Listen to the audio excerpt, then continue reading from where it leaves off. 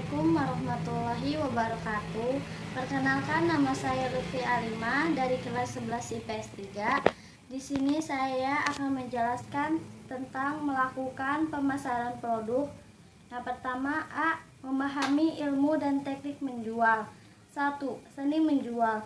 Menjual merupakan kegiatan yang dilakukan oleh seseorang untuk menarik perhatian pembeli supaya barang atau jasa dibeli oleh orang konsumen. Ilmu menjual adalah suatu cara untuk melayani para pembeli agar mereka membeli barang-barang yang kita tawarkan sesuai dengan kecakapan dari kemampuan kita sebagai penjual. A. Manfaat ilmu menjual. Manfaat ilmu menjual antara lain sebagai berikut. 1. Memperlancar tugas penjualan dalam melakukan kegiatan dagang. 2. Membantu penjual dalam mengatasi persaingan yang makin ketat. 3. Meningkatkan omset penjualan. B. Objek ilmu penjual. Terdapat 3 objek, yaitu sebagai berikut. 1. Diri penjual. 2. Barang yang akan dijual. 3. Keadaan pembeli atau pelanggan. 2. Teknik menjual. Teknik menjual merupakan cara-cara atau kiat-kiat yang dilakukan penjual dalam rangka meraih konsumen. Tahapan-tahapan yang harus dilakukan wirausaha dalam melakukan kegiatan penjualan berdasarkan 5 konsep AIDA sebagai berikut. A. Perhatian. Pada tahap ini, wirausaha berusaha untuk mendapatkan perhatian dari calon konsumen, harus memperlihatkan sikap yang baik, tutur kata, dan cara berpakaian yang menarik. B. Minat. Pada tahap ini, wirausaha berusaha meningkatkan perhatian calon konsumen menjadi minat dengan cara menciptakan suasana yang menyenangkan, mendengarkan dan memahami kebutuhan konsumen.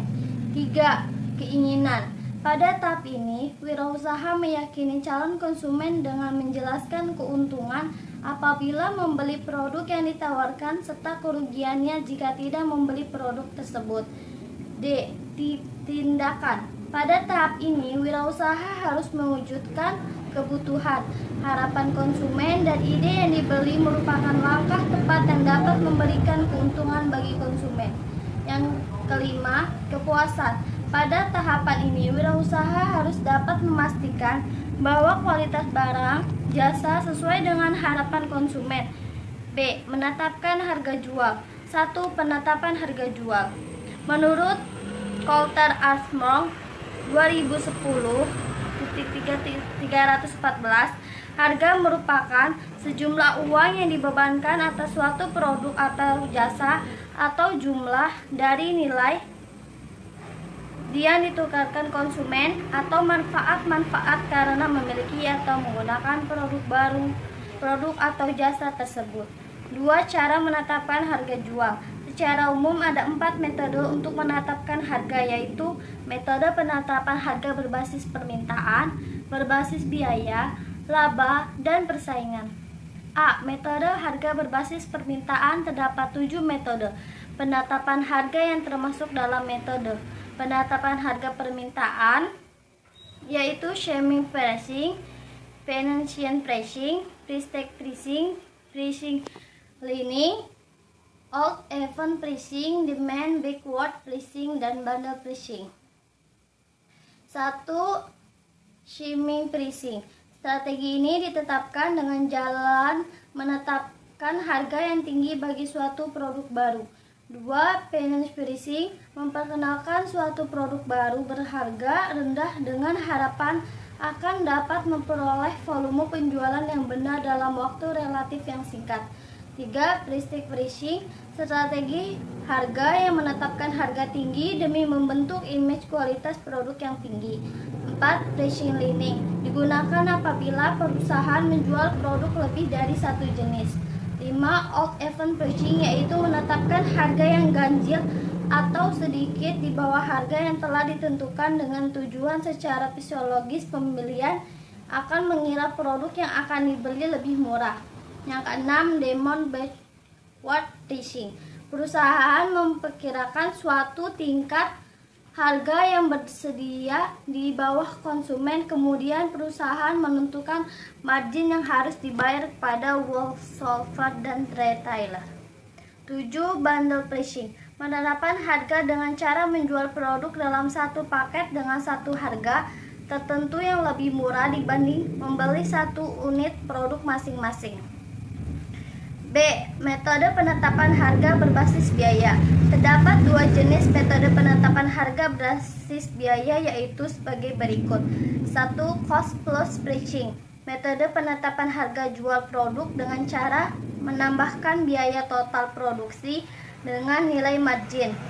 Rumus cost plus pricing metode adalah harga jual sama dengan biaya total ditambah margin.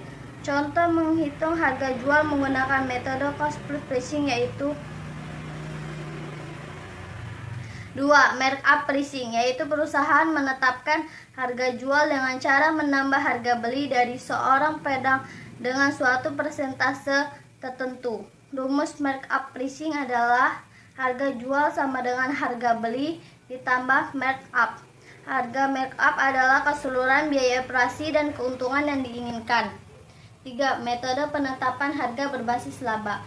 Metode ini berusaha menyimbangkan biaya dengan pendapatan dalam penetapan harga. D. Metode penetapan harga berbasis persaingan, yaitu metode penetapan harga yang ditetapkan atas dasar persaingan, yakni apa yang dilakukan oleh pesaing. C. Menganalisis kepuasan pelanggan. 1. Faktor-faktor yang mempengaruhi kepuasan pelanggan.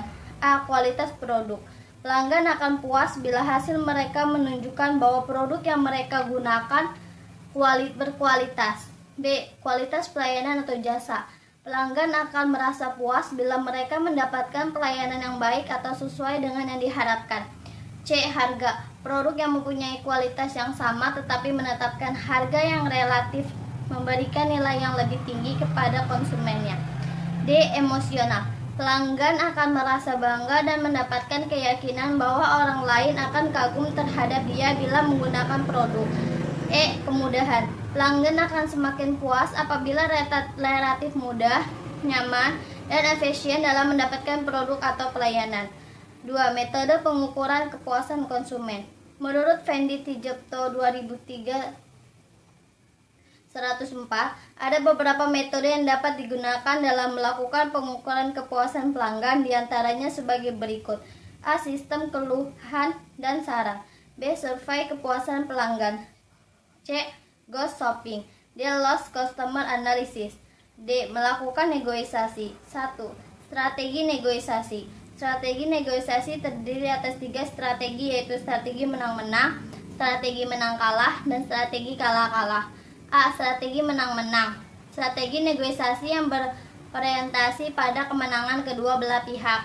B. Strategi menang kalah. Strategi negosiasi untuk memperkokoh kemenangan mutlak dengan cara mengalahkan orang lain.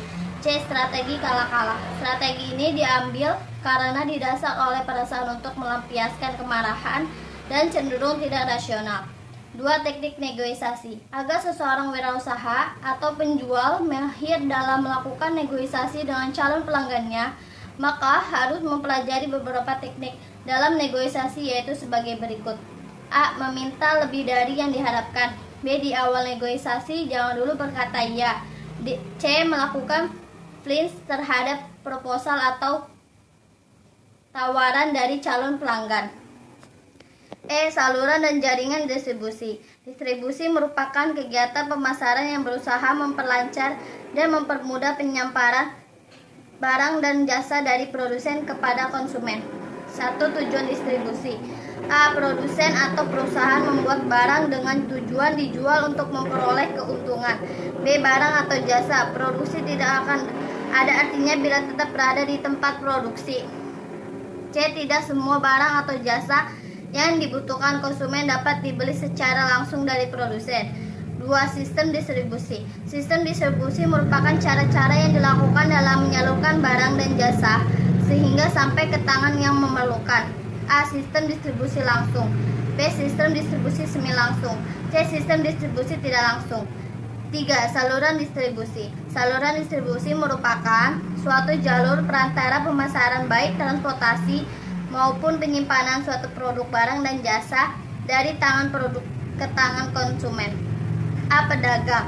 1. Pedagang besar, grosir atau wholesaler. 2. Pedagang eceran, retailer.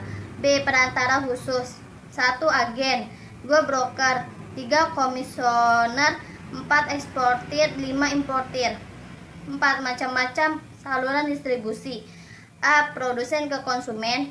B. Produsen ke pengecer ke konsumen. C. Produsen ke pedagang besar ke pengecer ke konsumen. D. Produsen ke agen ke pengecer dan konsumen. D. Produsen ke agen ke pedagang besar ke pengecer ke konsumen. Mungkin cukup sekian yang bisa saya sampaikan. Kurang lebihnya mohon maaf. Wassalamualaikum warahmatullahi wabarakatuh.